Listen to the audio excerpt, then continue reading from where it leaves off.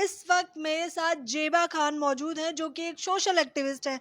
हम सभी जानते हैं कि महिलाओं के लिए कानून तो बहुत सारे बना दिए गए हैं, लेकिन अभी भी अगर सुरक्षा की बात की जाए तो हर 4 मिनट में एक महिला को छेड़ा जाता है। इसी मुद्दे पे बातचीत करेंगे, तो चलिए चलते हैं। सबसे पहले मैं आपका स्वागत करना जी, चाहूंगी। बहुत बहुत शुक्रिया आपको भी। सुरक्षा, महिला सुरक्षा के बारे में अगर मैं बातचीत करूं, तो महिला सुरक्षा जब आप शब्द सुनती हैं तो क्या आता है आपके दिमाग में? बस महिला सुरक्षा सुनने से ये लगता है कि बहुत हुआ महिलाओं पे अत्याचार। अब की बार मोदी सरकार और बेटी बचाओ बेटी पढ़ाओ अभियान जो चलाया गया था, ये सब झूठ और फरेब था।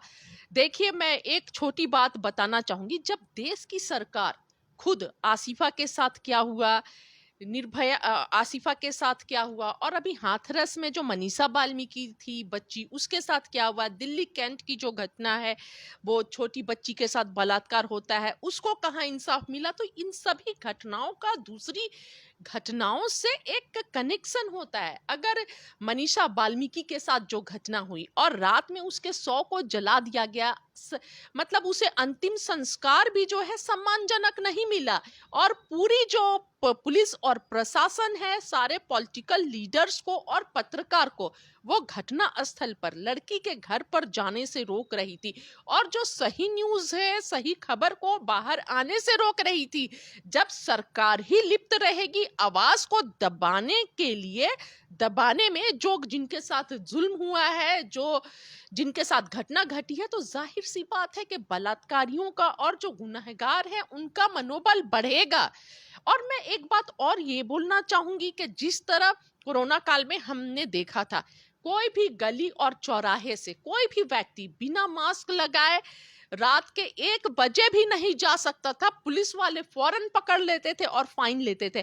और ये घटना मैं ऐसे ही नहीं बोल रही हूँ, ये घटना मेरे साथ भी घटी। एक बार रात के 12:30 से 1 बजे मैं एक दावत से आ रही थी, शादी से, और मैं बस मास्क बस उतारी और पुलिस वाले सामने आ गए और फाइन के लिए बोलने लगे।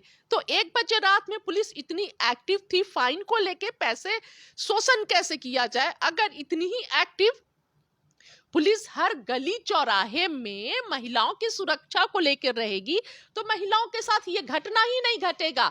मतलब हकीकत ये है कि पैसे ऐंठने के लिए जनता का कैसे शोषण करना है, जनता से कैसे पैसे लेने हैं, पुलिस वाले एक्टिव है। लेकिन महिलाओं के सुरक्षा को लेकर देश की जो पुलिस है और ना ही सरकार, वो एक्टिव नहीं है। इतने बड़े बड़े हादसे हुए, निर्भया का, सॉरी, मनीषा वाल्मीकि का जो कांड हुआ था, ये छोटा नहीं था, लेकिन इसमें पूरा प्रशासन और साथ में सरकारें भी मिलकर बचाने की कोशिश कर रही थी। महिला उत्पीड़न के लिए आप किसको जिम्मेदार मानती हैं? जो आए दिन घटनाएं होती जा रही, रेप बढ़ते जा रहे हैं, इसके लिए जिम्मेदार कौन है? सरासर इसके लिए जिम्मेदार सरकार है, और सरकार के अंडर में जो पुलिस प्रशासन है वो जिम्मेदार है। क्योंकि देश के प्रधानमंत्री का भी ना ट्वीट आता है, ना कोई स्टेटमेंट बलात्कारियों के खिलाफ कठोर शब्दों में आता है कि कठोर से कठोर कार्रवाई की जाए। और देश में एक 2014 के बाद नया ट्रेंड देखिए, पहले भी बलात्कार की घटनाएं होती थी, लेकिन सरकार के लोग बेशर्मी का हद नहीं दिखाते थे, और तिरंगा यात्राएं बलात्कारियों के फेवर में नहीं निकलती थी। लेकिन आजकल एक ट्रेंड चल गया है कि बलात्कारियों के फेवर में तिरंगा यात्रा निकाली जाती है, और कुछ लोग बलात्कारियों के फेवर में आ जाते हैं। तो जाहिर सी बात है कि जब बलात्कारियों के फेवर में तिरंगा यात्रा निकलेगा, आशिया के केस में हमने देखा था, और फिर एक मंत्री जी उत्तर प्रदेश के थे जिन्होंने पूरा परिवार को मरवा दिया गया था, स्वामी चिन्मया जी, और पूरे बलात्कारी थे, और पूरे जो पीड़िता के परिवार को मरवा दिया गया। उसके बाद से भी उन्हें कोर्ट ने क्लीन चिट दे दिया और वो बाहर आ गए। तो जब ऐसे ऐसे बलात्कारी बाहर आ जाएंगे और कोर्ट क्लीन चिट देती रहेगी, तो कैसे हम उम्मीद कर सकते हैं कि बेटियां सुरक्षित हैं?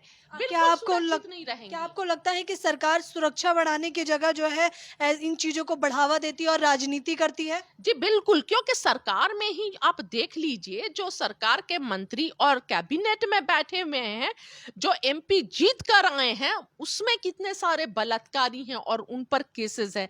तो जब अपराधी मेंटलिटी के लोग खुद पार्लियामेंट में रहेंगे और सरकार में रहेंगे, तो बेटियां सुरक्षित सुरक्षित कैसे रहेंगी? कैसे महिलाएं सुरक्षित रहेंगी? नहीं रह सकती हैं सुरक्षित। और जब बेटियों का बलात्कार होता है और तिरंगा यात्रा निकाला जाता है उसके फेवर में, तो यह तो देश का दुर्भाग्य है और हमारा दुर्भाग्य है। ऐसे समय में धर्म से ऊपर, राजनीति से ऊपर, पार्टी से ऊपर उठकर सिर्फ हर महिलाओं को कम से कम एक महिला के लिए, एक बच्ची के लिए उसके फेवर में खड़ा होना चाहिए, नहीं कि धर्म की राजनीति, ना कि पार्टी से ऊपर और धर्म से ऊपर देश की बच्चियां हैं, देश की महिलाएं हैं।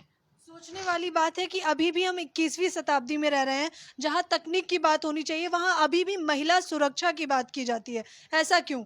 देखिए, ये हमारे देश का दुर्भाग्य है। मैं वही बोल रही हूँ कि देश में जो मुद्दे हैं, मुद्दों पर बात नहीं किया जाता है, उन मुद्दों से भटका दिया जाता है और सिर्फ राजनीति की जाती है, राजनीति की जा रही है कि देश में अपराधियों का बोलबाला बढ़ गया है। और देखिए, जो सत्ता में तो पूरे अपराधी प्रवृत्ति के लोग बैठे हैं। पहले ये था कि दूसरे का जब राज था तो होते थे बलात्कार, लेकिन इंसाफ मिलता था।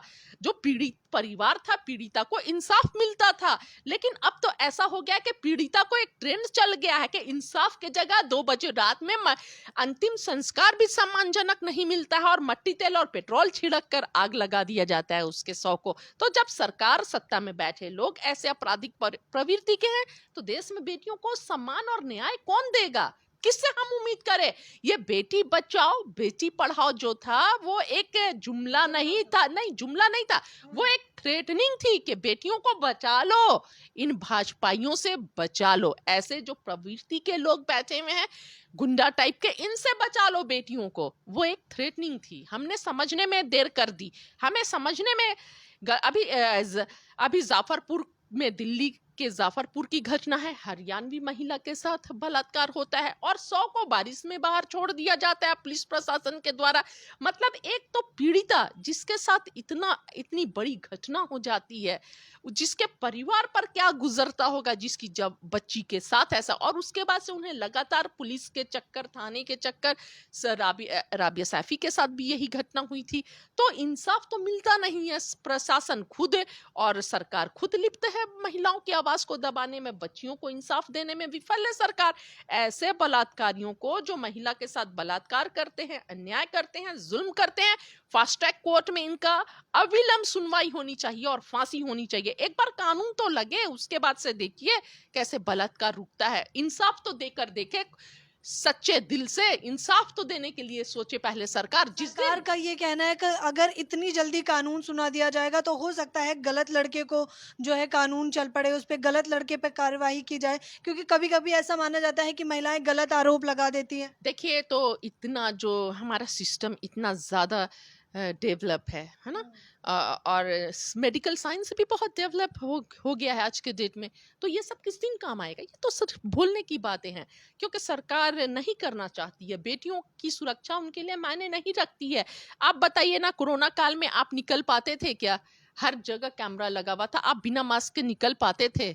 अगर मास्क ऐसे हटाने के पुलिस दिख जाती थी फाइन के लिए, यहाँ पर गाड़ी नहीं पकड़ पाते थे तो दूसरे अगले मोड़ पर गाड़ी पकड़ लेते थे।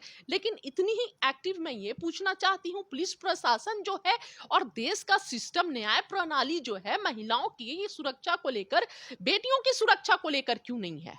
अच्छा, आपको क्या लगता है महिला सुरक्षा में सुधार किस प्रकार किया जा सकता है? बस कानून प्रणाली, और ऐसा कानून जिसमें कोई उसको, कानून को खरीद ना सके।